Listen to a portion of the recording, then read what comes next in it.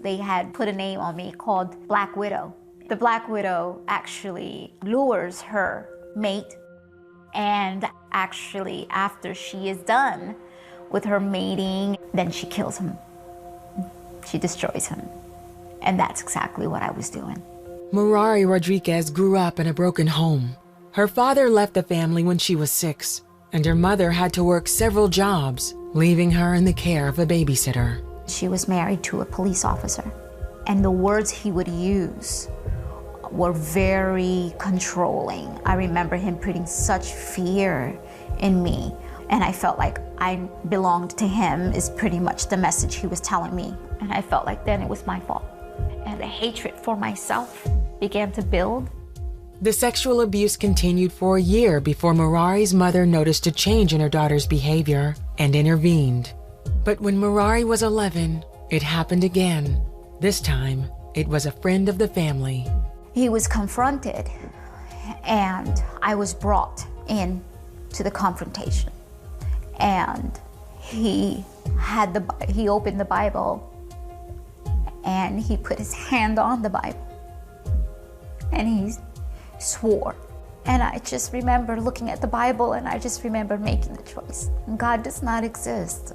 And I decided I will never in my life want to hear God, the name of God, or anything about God ever. Merari became rebellious, drinking, smoking pot, and skipping school.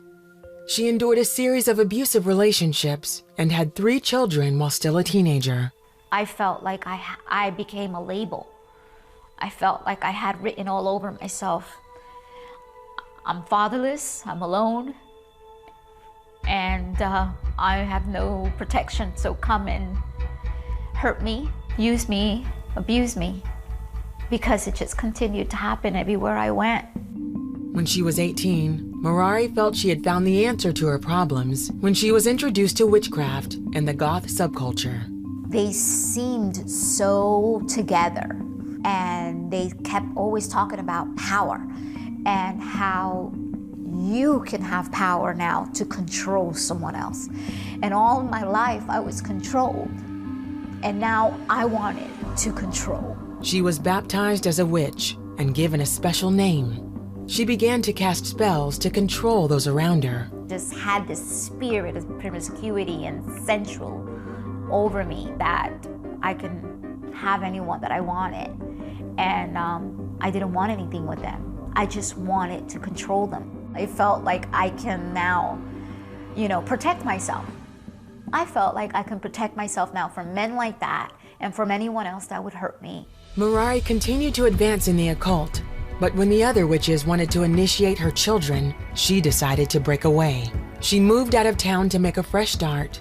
She thought she had left it all behind, but one night at home, she had a terrifying vision. I see this beast just standing in my yard, and it was a form of a lion, but he was awful looking. And I looked, and he opens his mouth, and I noticed someone is in his mouth. And so I yell out, "Oh my God, help, he's got someone in his mouth."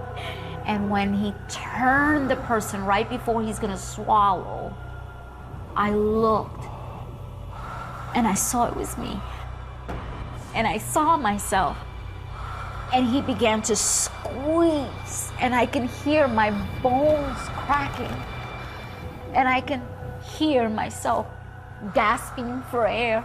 And suddenly, right before, I can see blood just gush out of my mouth. And all I could do was, and I hear a voice. And he said, "Merari, I've been calling you for a long time. If you don't come to me now, he's going to kill you."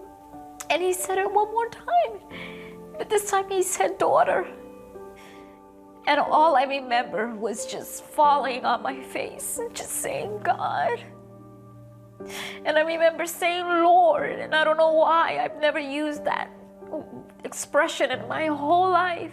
And I said, "Lord, please don't let me die. I receive you. I don't know you, and I'm sorry. But thank you for showing me where I was. And I just woke up.